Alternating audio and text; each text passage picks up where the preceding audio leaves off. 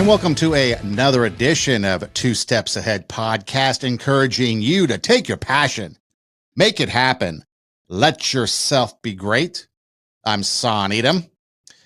Just as we have concluded the election season and all the craziness that took place, and yes, there's still people in meltdown mode across social media, but the election season now behind us, and a majority of the people, at least according to some polls, if you still believe them, but a majority of people liking the transition from Biden administration to Trump so far. So all is well in that world, unless you're still weeping from Harris's dramatic loss. So we turn on to other things. For example, Thanksgiving starts to roll around in late November, and to me, it's like the beginning of the new sports season, the sports year. You know, you have New Year's Day, which is the calendar change from the old year to the new year. Then you have the fiscal year, which a lot of people, I guess, or companies, organizations have like June 30th. July 1st is the switch from the old fiscal year to the new. And so you have, different times of the year that might represent a new year. Well, for me, it's around Thanksgiving. And here's why. And then we'll get into what we're going to get into, because the craziness of sports has taken over the craziness of politics. So when Thanksgiving rolls around, you've got college football pretty much wrapping up. This year, the college football playoffs will reveal the top 12 teams playing for the championship. You've got bowl season about to kick off in December. But you've got the end of college football. You've got college basketball doing all of their tournaments from Hawaii to Vegas to Cancun to the Bahamas. And you get some pretty good matchups. And then you have, I guess, the NBA, NHL, they're doing their thing. But then as you start to roll into December, again, bowl week, the NFL season begins to wrap up. And then you start to get into the new year. And then you've got, I guess, this year in January, an extended college football playoff. So a few extra games in December and into January with those college playoffs. And then you've got the NFL playoffs leading into the Super Bowl in February. Then you've got college baseball starting to kick off. You've got the Super Bowl. You've got hints of spring training around the corner. You've got March Madness and the college basketball conference tournaments going on. And then, of course, March, you've got the madness. You've got baseball spring training. You've got college baseball underway. April, championship basketball. Then baseball gets into it. And the next thing you know, we're off into the summer. And then football in the fall. And then we're back to Thanksgiving. So for me, Thanksgiving, it's like, except for baseball, pretty much every sport has something going on, and it's exciting. Don't forget volleyball, college volleyball. If you've been following college volleyball, it's been a pretty exciting year with teams like Pittsburgh and Nebraska and Louisville and Penn State and SMU and a whole slew of other teams. And so, pretty exciting time for me. Again, a start of the so-called sports year. Good way to kick it off. But when we look at the sports world now, it's gone pretty crazy. If you think back to, if you grew up and you're old enough, you think back to, ABC's Wide World of Sports.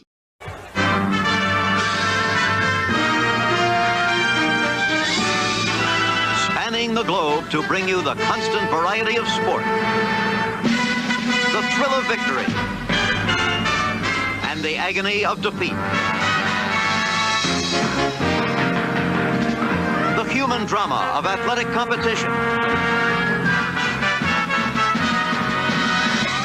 This is ABC's Wide World of Sport. Human drama indeed, as we head out west to San Jose State. Their transgendered volleyball player, Blair Fleming, this thing has exploded, this story. If you may recall, we've touched on it in the past, but teammate Brooke Slusser has joined a lawsuit over Fleming being on the team and the Mountain West Conference. So suing the team, the Mountain West Conference, San Jose State itself, and the Cal State University system for having a transgendered player on the team. Now, a judge has recently ruled and said she can play in San Jose State as they go into their conference tournament in the Mountain West, not allowing media access to Fleming. But how awkward is it for a teammate to be suing you? Now, apparently more has come out, and there was a conspiracy alleged that Fleming and maybe another player was trying to get this Slusser injured. So a lot of tit for tat going on. And then, of course, their assistant coach or one of the assistant coaches was fired or suspended indefinitely, depending on what report you listen to, because she spoke out against Fleming being on the team. And so you have all this going on. And then to cap it off, you've got the conference tournament, which is going to lead up to the NCAA tournament. And you've got teams like Boise State. They forfeited twice against San Jose State this year because they did not want to play. Utah State forfeited twice against them, did not want to play. Wyoming and Nevada forfeited instead of playing. And part of the concern is that Fleming apparently has a spike, when she goes up to kill the ball, has a spike that reaches 80 miles per hour, which is beyond the reflexes ability of players. And so anyway, so you have all this drama unfolding. And when you take a look at the standings, and this is what it gets interesting, and perhaps maybe by the time you view this or hear this, perhaps the conference tournament will be over. But we mentioned that Boise State and Utah State both forfeited twice. Well, they are in the bracket. So Boise State and Utah State will play each other, with the winner taking on San Jose State. Will they forfeit again, or will they play? Now, San Jose State got the number 2 seed because they finished 12-6, yet 6 of those wins were by forfeit. So again, just how good are they is yet to be seen. And then on the other side, you got Fresno State, San Diego, Colorado State. So apparently there's going to be no problem with any of those teams playing if it is San Jose State in the championship. But you take a look at how this unfolds. It really is the human drama of athletic competition, because Fleming apparently has been playing for a while. I believe she's a senior, or he's a senior, whichever you prefer. In fact, the judge in this case said that the judge was going to use pronouns she, her, but allowed the plaintiffs to use whatever pronoun. So that's how tit for tat we've gotten in this thing. But again, will they play it out? Will they forfeit? What's going to be the outcome? What happens when it gets to the NCAA tournament, if they get that far? But you got this human drama of athletic competition going on with all this stuff. And a lot of it is kind of incestuous with the coach and the player suing the players and the school and all this stuff. But then you've got other people chiming in. So you've got the inner turmoil. Again, Blair Fleming has been playing volleyball for a couple of years because she transferred to San Jose State, I believe, last year. Second year on the team. So why is it all of a sudden becoming a problem now? Is it because of politics? Is it because of something different? Is it because of just personality conflicts? Whatever the deal is, it's now out there. And then you have everybody else weighing in on it. Now, Neil deGrasse, that, I don't know, astrophysicist or whatever he is, seems like every time this supposed smart guy opens his name, he's saying something unsmart. Was it Tyson deGrasse? Whatever his name is. He argued with Bill Maher, saying that he didn't think men had an athletic advantage over women. And it was kind of a roundabout conversation because they were talking about a Scientific Atlantic article or something, but it really didn't make much sense. But the headlines of all the different articles that you read said that this guy deGrasse didn't think that men had an athletic advantage over women. So if that is true, and let's just go with it for a while, we'll say that this smart, brilliant astrophysicist or whatever he is, there is no difference between men and women. Well, let's take a look at some of the track and field records that are out there, just for fun. So, for example, and again, these could change because, again, since the last Olympics that we've had a few months ago, there could be some other track competitions that have taken place and perhaps some new records fall. I'm not a track and field enthusiast, so I don't follow it year round. In fact, Once every 4 years is about as much as I can take of track. But in the 100 meters, the male record is 9.58, which I still believe is Usain Bolt. The female record is 10.49, which is 1988 Florence Griffith Joyner, I believe. So that's almost a second difference. And the 10.49 record for the women in the 100 meters has been around for, like I said, since 1988. The 200 meters, the record is 19.19 compared to 21.34, 2 seconds faster. And the longer the distance, the greater the time. In the 1500 meters, it's a 24-second advantage to male runners over female. In the marathon, it's a 15-minute advantage for male runners over female runners. In the high jump, the world record is 2.45 meters for the men, 2.09 for the women. In the long jump, 8.95 for the men, 7.52, almost a meter and a half difference. In the triple jump, 18.29 meters for the men, 15.50 meters for the women, almost a 3 or 2 3/4 meter advantage for the men. And the pole vault, the men's record, 6.16 meters compared to 5.06 for the women. So over a meter difference. So just when you take a look at some of these track records, track and field records, world records, you can see clearly there is an advantage between men and women. Men bigger, stronger, faster. Now, a lot of people like to get into the science of it. I'm not going to get into the science of it, but think about this for a minute. They talk about estrogen level, and they talk about testosterone levels, and they talk about having to take this hormone and that hormone and a bunch of stuff, and it gets convoluted. But how many times do you maybe get the flu vaccine or the flu shot? Did it work that year? If you got the COVID vaccine, have you gotten COVID over and over and over again despite your boosters? So again, just because you're taking a recommended whatever pharmaceutical that's supposed to keep you in some frame to be able to qualify to compete as a woman if you were born a man, it doesn't always work, does it? Pharmaceuticals aren't 100% guaranteed. So if Blair Fleming is taking pharmaceuticals to get within the parameters of whatever it is that she needs to be in order to compete as a woman, are they always working? Or are there times that her testosterone level or male hormone levels allow her to be stronger, hit harder, 85 miles an hour instead of 80? I mean, we played it before on the show where you've had high school field hockey, transgender player hit the ball and smack a girl in the face and blow out her teeth. We've played volleyball videos, girl getting smacked in the forehead, getting a concussion.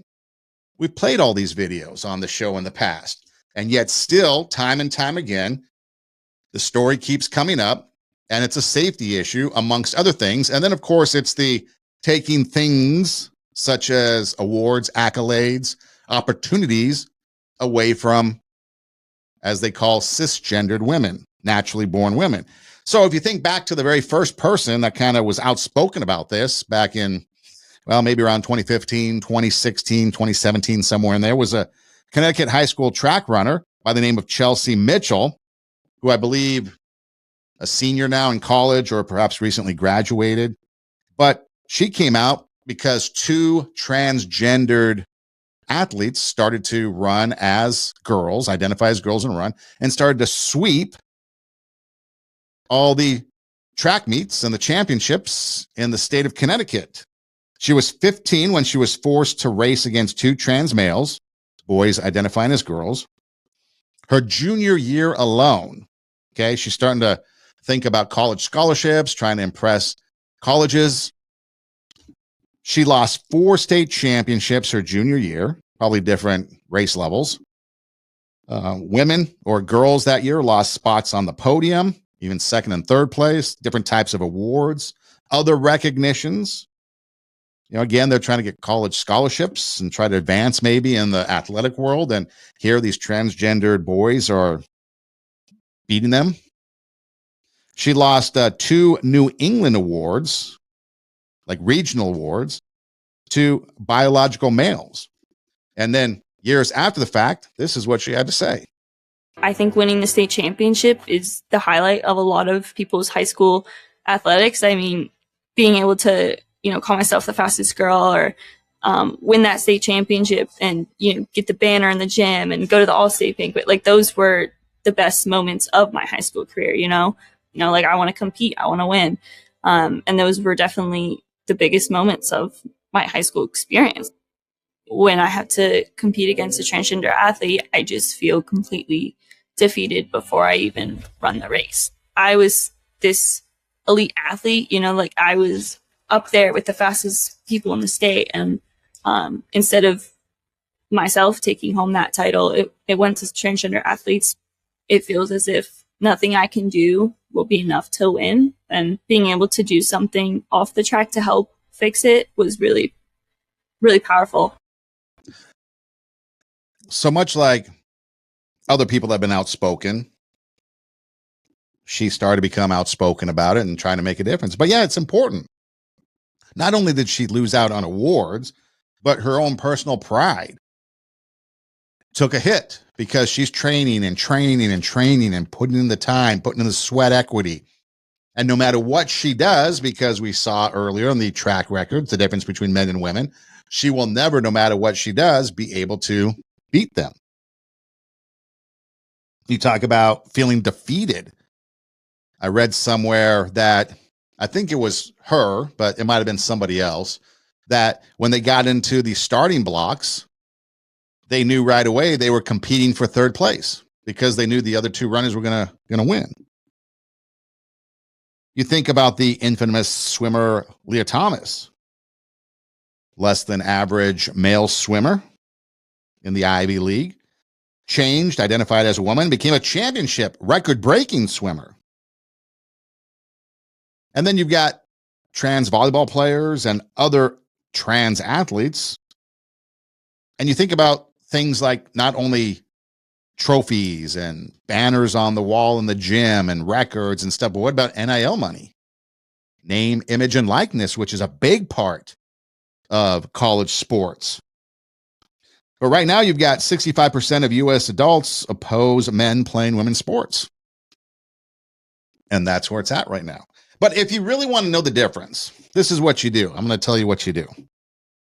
Join a so-called beer league co-ed softball team. Doesn't have to be too competitive, maybe a little bit competitive. I mean, it's for fun, but yes, you do want to win. And go out there and play co-ed softball. And you'll see the big difference between the athletic abilities between men and women players. Now, when I played, again, it was a company team. We all went out just to have some fun, but we wanted to win. We were competitive. We at the sports station. And so it was a mixture of sales, on-air talent, producers, street team members. So it was a variety of people. And so we played, and it was co-ed. And I remember we would rotate different bases. Like I'd play a little bit of third base, a little bit of outfield. And it was all fun. And then when I was in the outfield, there was a gal that liked to play third base. She played, I guess, some junior college softball in the area of Los Angeles. And so we're playing. And then all of a sudden, these behemoth men come up and start whacking the ball towards third base. She gave up. So I'm not playing third anymore. So then me and another guy had to rotate in and out to get, adjust the playing time and stuff. But again, there was a big difference between men and women just in the beer league semi-competitive softball. Just go out and watch, and you can see there's a difference. And so if you're talking about safety concerns, if you're talking about opportunities, I mean, you've got people talking about, trying to elevate women to equal opportunities. I mean, that's Title IX, isn't it? But yet, perhaps you're taking away Title IX opportunities from women players, female players. And so what do you do? And that's the big question. And yet it becomes a political thing. And the decisions are made from a political perspective, point of view.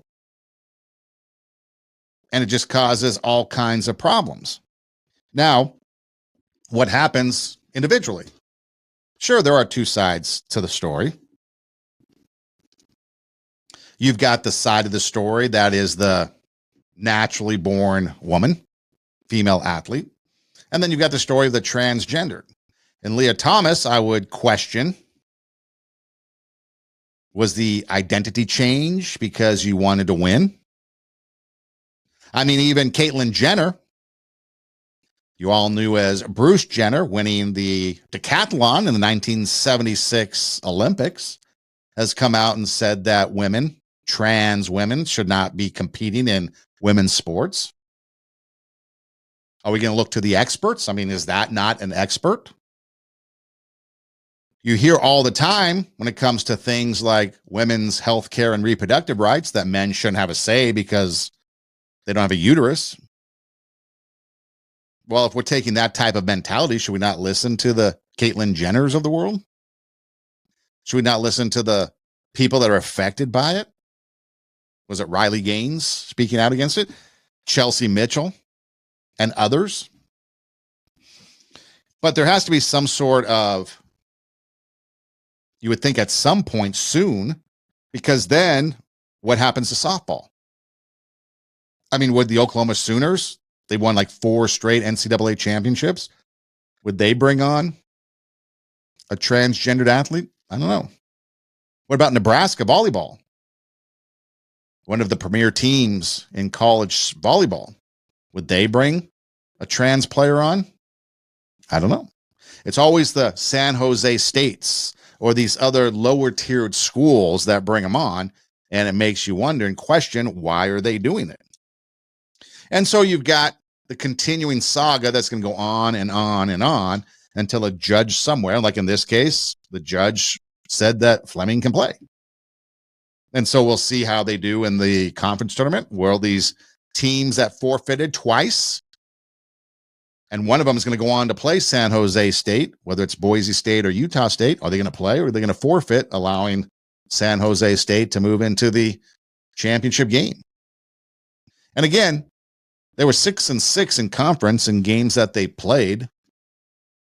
Perhaps they would not even be in the tournament. In fact, I kind of did some playing around with the records, the standings, and there's a good chance that if they played against Utah State, Boise State, Nevada, and Wyoming, and the outcome went as expected, there's a good chance that San Jose State might not even made the conference tournament.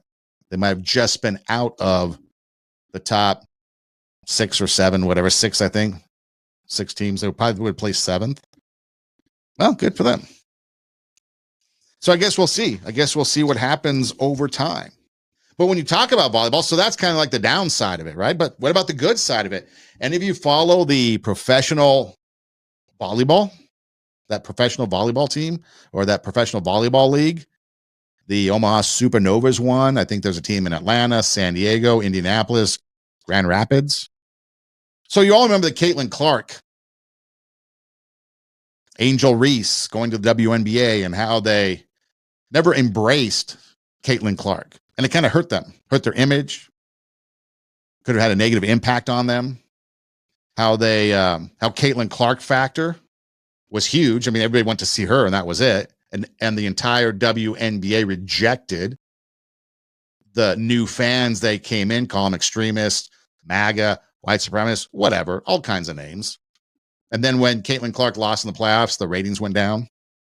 Well, this new volleyball team, or this new volleyball league, tried to do something, I think, in my opinion, to help their league get better. So you've got this volleyball phenomena going on at the college level, and it's centered out of Lincoln, Nebraska, with the University of Nebraska.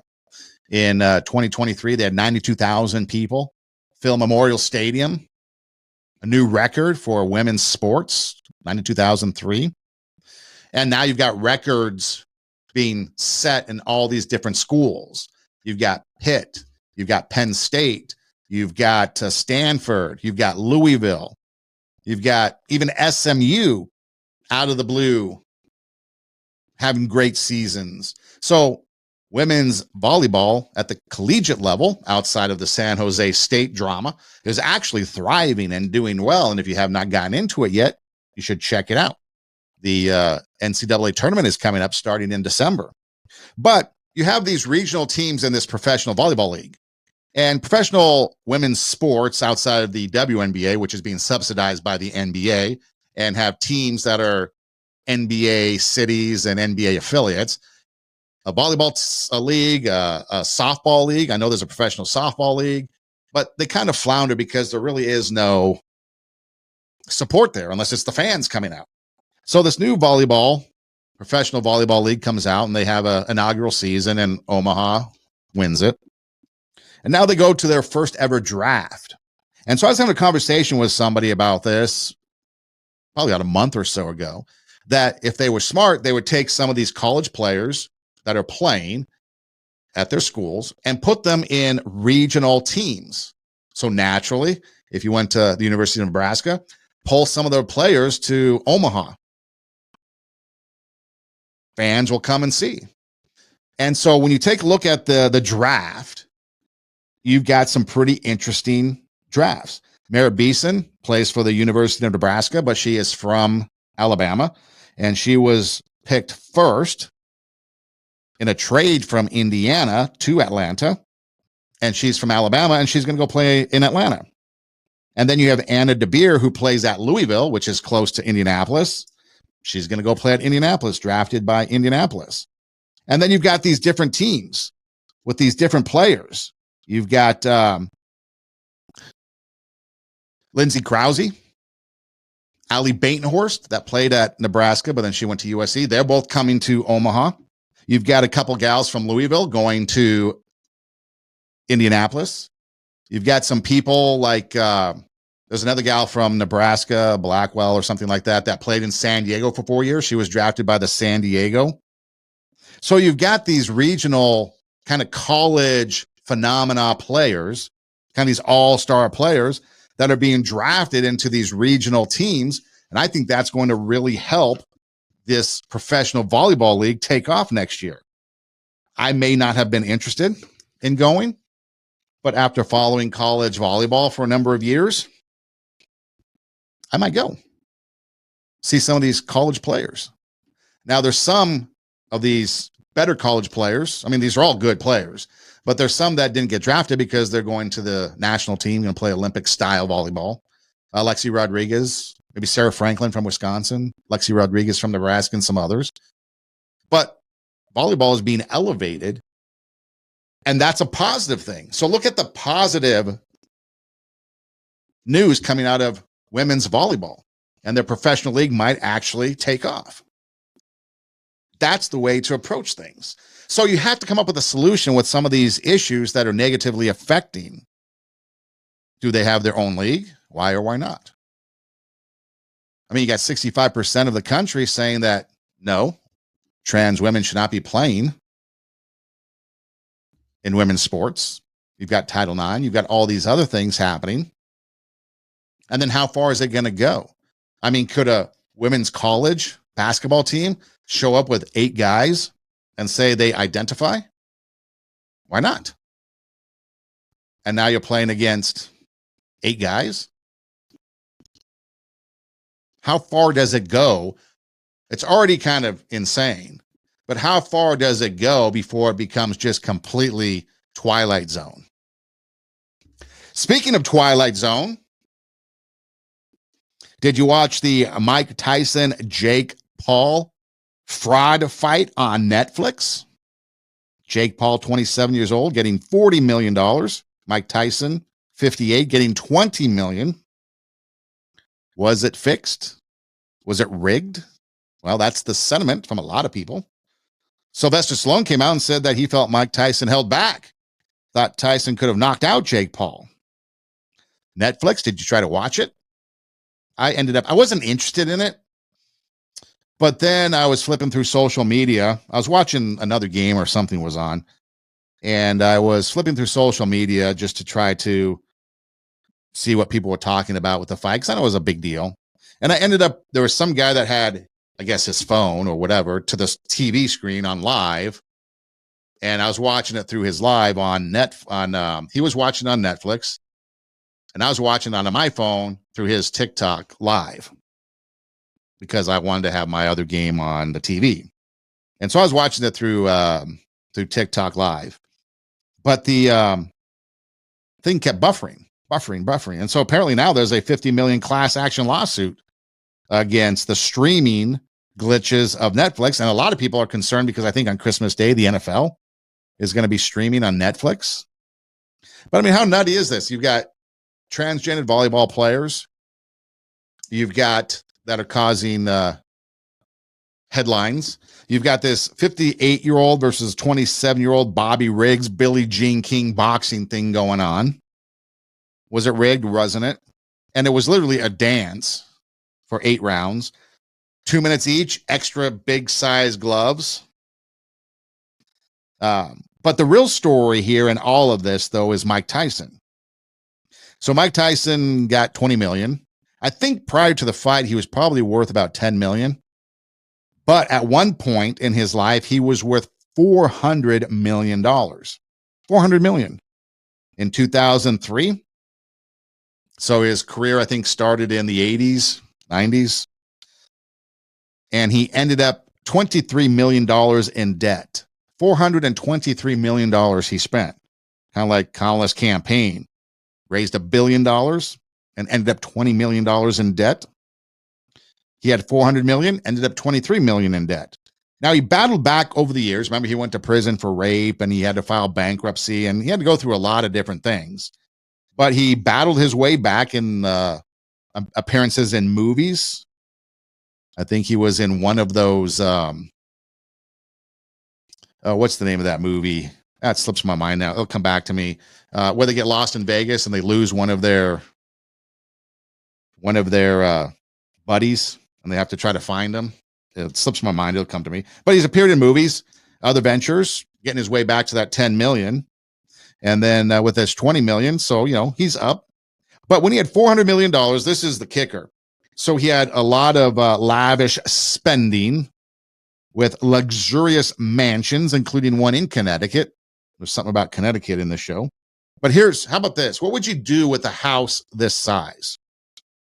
52 rooms, 25 bathrooms, a nightclub, an indoor pool, a hot tub, a recording studio, which I would like, a cinema room, and indoor basketball court. What do you do with a room, or a mansion, I should say, with 52 rooms, 25 bathrooms? What do you do with 25 bathrooms? I can understand the nightclub, indoor pool, hot tub, recording studio, cinema, indoor hoops. That'd all be fun. I'd never leave. He spent $300,000 a year on lawn care, $230,000 in phones and phone bills for his friends, staff, himself, his entourage. $4.5 million in luxury cars, and some of those cars were for members of his entourage. That's what really did him in. The entourage is what does everybody in, and then when you lose your money, the entourage is gone. $400,000 a year for his 3 Bengal tigers that he had. I think they were in Ohio. He had 3,000 racing pigeons, spending $3,000 on each bird. In 2000, he had a $700,000 shopping spree, buying stuff from a London jewelry store like a diamond watch, pocket watches, a bracelet. He spent, get this, $22 million for a 24-karat gold bathtub for his first wife, Robin Givens. That was back in 1988. So here's a guy, what do you spend your money on? Nowadays, with the political election news cycle, it was inflation, right? It was about the economy. It's the economy, stupid, right? A lot of people didn't like the economy or the way the country was going. And so you're spending money on grocery bills, food, probably your utility bills, living paycheck to paycheck. Were you spending lavishly? Do you spend lavishly initially? Like, is that your habit to spend? And if you have a little extra money, what do you spend it on? Do you buy Bengal tigers? Is that excessive? Racing pigeons? How do you race a pigeon? On your market, set, go? But you look at this, and it's no wonder why the guy went $400 million in debt. And that's why someone like him, Mike Tyson, is a fascination. And you could get him to do a Netflix special and box somebody like Jake Paul and get 20 million or whatever, because he's somebody that would do that. But look at the lifestyle he had.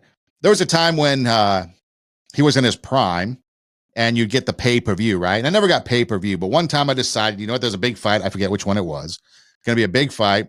And we decided to do the pay-per-view, whatever it was. Maybe back then, $50. I don't know, whatever it was. So had some people over, settled in, getting ready to do this boxing match. And we knew that it was going to be quick because he was knocking people out right and left. But it's about to start. I run into the kitchen to grab a couple things. I come out and it's over. Literally knocked the guy out like in 15 seconds, 30 seconds, whatever it was. It was like the quickest knockout ever. Last time I ever bought pay-per-view for something like that. But this guy was phenomenal. He's a freak. And then he goes biting off somebody's ear. Evander Holyfield. I mean, this is a crazy guy. So no wonder why he's getting in the ring with Jake Paul.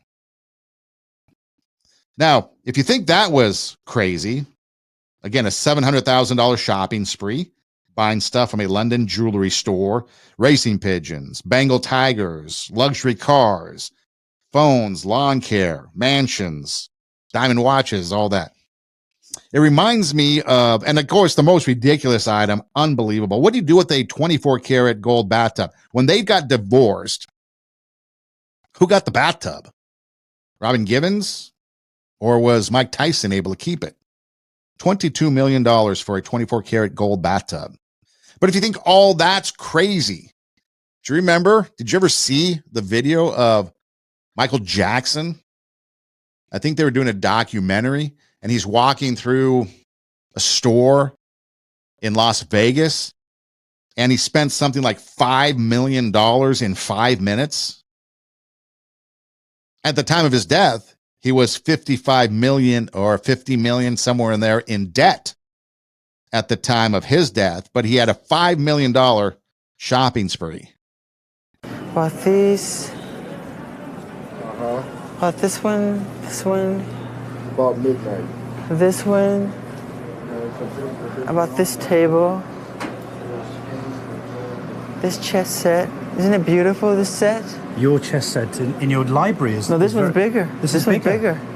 Wow. Oh, it's sold, look. I bought this one, right? Is this yours? Yeah, that's the soul sign, mean it's for me. Okay, how much is that one? Did we ever get this one, these ones? It's only 89,000. No, Can you put that on the list? of course. Get your pen just so you can mark and not forget. I'm getting the list now. Okay, did we get those? I don't believe I like those. Why don't we order those? Right. Yeah, I like those. Have you got enough space for all of this, Yeah, Michael? I do. You've got space? Yeah. And Oh, we in bought the house in these. Neverland? Or? No, this would be for another house. Oh, for another one? Yeah. Okay. We bought these, right? And these. Yes. And You like your urns, don't you? Yeah. And these we bought. Yes. And these. Yes. This table. Yes. These. Right? Yes. Look at these big blue ones. Look how beautiful these are. These, right? Oh, my goodness. These. Yes. Okay. Let's have a look at these ones. They're beautiful. Oh, that's only 275,000 each. So that's $500,000 for those two.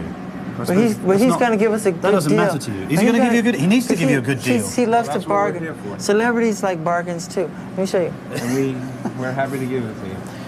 How much has Mr. Jackson spent, do you think? Out of interest, just a round figure. Well, he hasn't put the bargain haven't put together everything yet. together. But I mean, based on the price of things, but a couple of million or... I'm not at liberty to say. I'm not at liberty to say. It was roughly about 5 million in 5 minutes. This. The urns, $500,000 for two of them, 89,000 for a chess set. Get your pen. So you can write this down so you don't forget. How would you like to do that? Go into a store and just tell the guy, get your pen so we can write this down because I want this. Just point to it and you can walk out with it. $5 million in 5 minutes. And then he ended up $50 million in debt upon his death.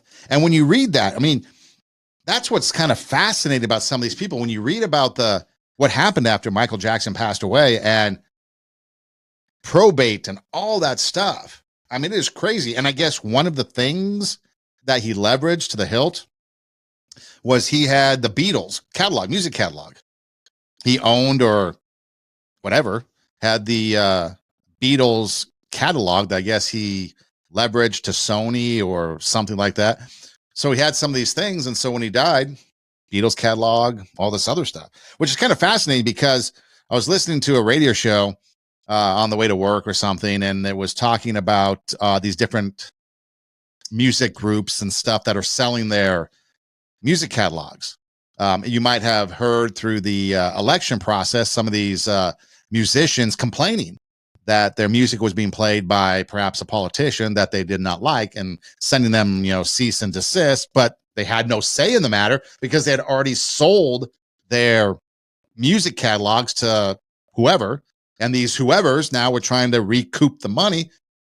So they're just giving license away. And so the question came up on the show from a caller was, how do people recoup if you're spending 500 million, 700 million or whatever to buy a catalog from an artist, 200 million, whatever it is? How do you recoup the money if you're the person buying the music rights? And it was like suggestions were like slot machines, jingles in shows or commercials or in the movies, or, I mean, you just become creative in any way you possibly can and pretty much bastardize the music to try to get the money back from purchasing the catalog of these different artists. And so it's pretty fascinating, but I guess when you've got stuff to leverage, like Michael Jackson did with the Beatles music catalog. And how did the Beatles ever lose it? That's the other thing. I know it was a big deal at some point when the record company started to kind of lose that monopoly on the music, because you'd go in and you'd sign with a label, right? And then the next thing you know, you're making music, you're making money, and they're advancing you and you're living high on the hog, but you don't own the money. I mean, you don't own the music, and the money is going to the record label. At some point, these artists started to get their music back, whether it was through lawsuits or whatever reasons. And now they're selling them back again because I guess they're getting older in life and they want the money, and people are buying them. But speaking of money, NIL, another crazy aspect to sports, has started to really take over the sport, and athletes now are crying. Say it with me one time, Jerry. Show you the money. Oh, no, you can do better than that, Jerry. I want you to say it with meaning, brother. Hey, I got Bob Sugar on the other line. I better hear you say it. Yeah, no. Show you the money. Not show you. Show me the money. Show me the money. Yeah. Louder. Show me the money. That's it, brother, but you got to yell that shit. Show me the money. I need to feel you, Jerry. Show me the money. Jerry, you better yell. Show me the money. So apparently there was a recruiting battle between LSU and Michigan over a 5-star quarterback from high school, Bryce Underwood. And apparently Bryce Underwood flipped from LSU to Michigan because Michigan offered an NIL deal of $10.5 million. And that's to a high school player. $10.5 million, talking about showing me the money. Now you've got people like Shadur Sanders at Colorado and others that make a lot of money. And you've got, Olivia Dunn, the LSU gymnast, I think makes the most or something. So you've got this NIL thing going on with these college athletes and stuff, and they're making good money. They're no longer college athletes or student athletes. So there's athletes that happen to be students now. But you look at the college football, Oregon, the number 1 team, they apparently have paid out this year, 2024, $23 million in NIL to draw people to Oregon. And they're right now the number 1 team in the country, undefeated. The number 2 team in the country was Ohio State. Their only loss to Oregon. And it's rumored that they have doled out $20 million in NIL deals to football players to come to their school this year. And then you have Indiana. I didn't bother to look to see how much they spent, but they took in 31 transfers from last year. So college football has become something that's getting out of control with NIL and transfers, and pay per play is really what it comes down to. I remember all the flack that Deion Sanders got last year when he pretty much kicked out most of the team that had gone like 1-11 the year before or something like that. And he told them all that you should go to the transfer portal, and he's bringing his own people, practically a new team, right? And he took a lot of flack for it. Well, apparently he was a pioneer, because now everybody's doing it. And some people are doing it more with money, and others are doing it however they're doing it. But you take a look at, this is the problem. So you got people that are being offered huge sums of money. And we saw what happens from Michael Jackson to Mike Tyson. And there's a myriad of people that are examples out there. They had a big sum of money and they blew it all. So Bryce Underwood is going to blow all 10.5 million. Yet to be seen. How about some of these other people? Don't know. Yet to be seen. But UNLV quarterback Matthew Sluka quit the team 3 games into the season, led the team to a 3-0 record, then quit, entered the transfer portal because he didn't get supposedly the $100,000 he was offered in an NIL deal.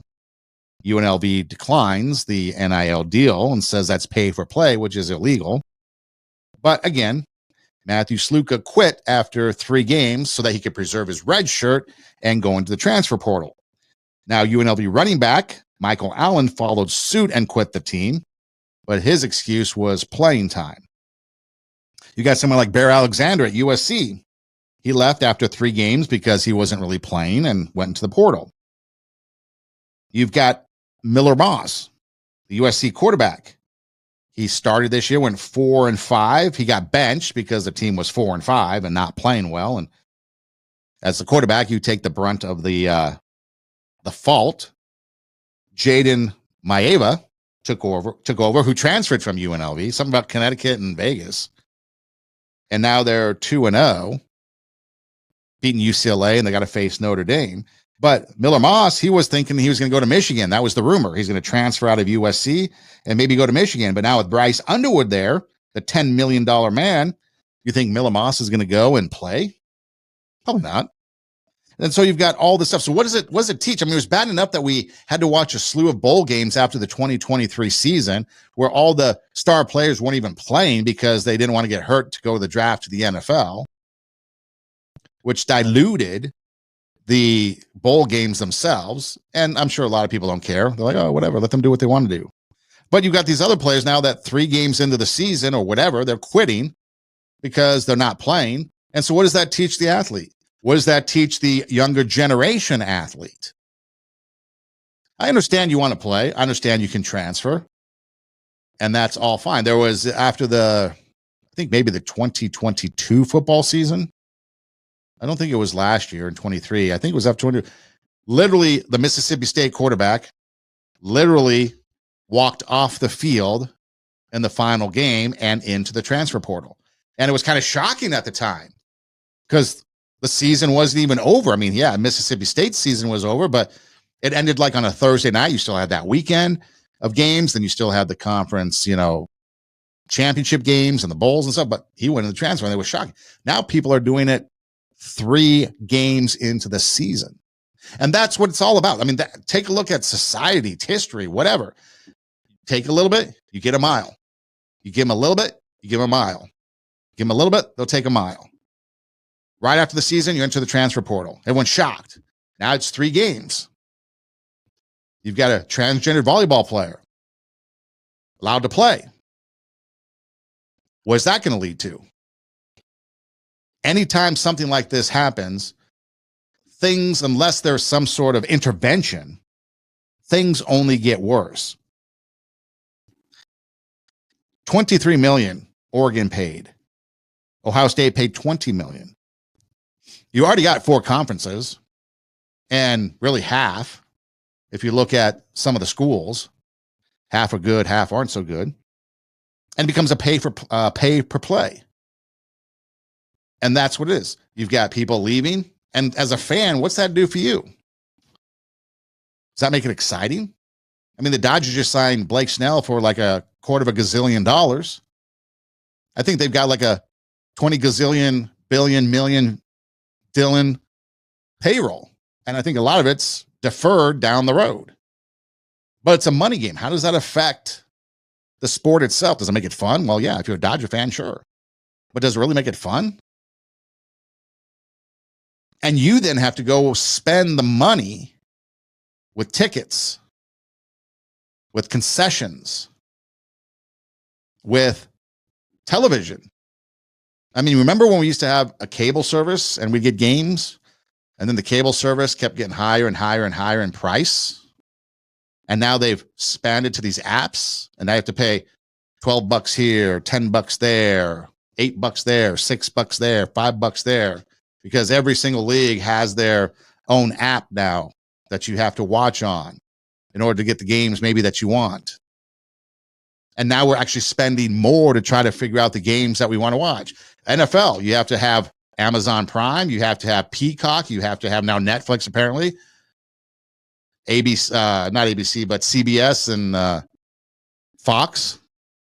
And if you're a big NFL fan, I'm not, but if you are, you have to have all these different devices to try to figure out where your team is playing or where the big game is of the week is at. But if you want a good story that eliminates all this, no transgendered volleyball, no NIL, no nothing. Southern Illinois quarterback Michael Lindauer, he was a football player that had played, got hurt, played kind of a journeyman backup type of guy, but he got hurt and decided, you know what? I'm done. He was at the University of Southern Illinois, a Saluki, and he decided that he was going to quit football because of the injury, lack of playing, just never really caught on, and he was going to be a graduate assistant, had an opportunity to become a graduate assistant, which is a pretty big deal, actually, especially if you know that your playing days are going to be over. And so he did that. Well, as the seasons wore on, and as this particular season, 2024, wore on, injuries at the quarterback position kept piling up. The Salukis needed a quarterback. So the coach goes to Michael Lindauer, knowing that he had played before, and says, hey, I need you to start our game against Murray State, and it's senior day. So the quarterback suits up, makes his first career start after going through, backing up at the University of Cincinnati for some dude that apparently made it or to the NFL for a day or two, So he'd kind of been around some pretty successful programs, but at the University of Cincinnati and whatever. But he suits up, makes his first career start on senior day. He threw for a school record 7 touchdowns in a 62-0 victory over Murray State. He was 20 of 33 for 283 yards. Before that, he had attempted only 27 career passes. And again, he quit the team to become a grad assistant because of the injuries and stuff, knew his playing days were over, and said, you know what? This is what I'm going to go do. And that's what he did. And so he set a school record.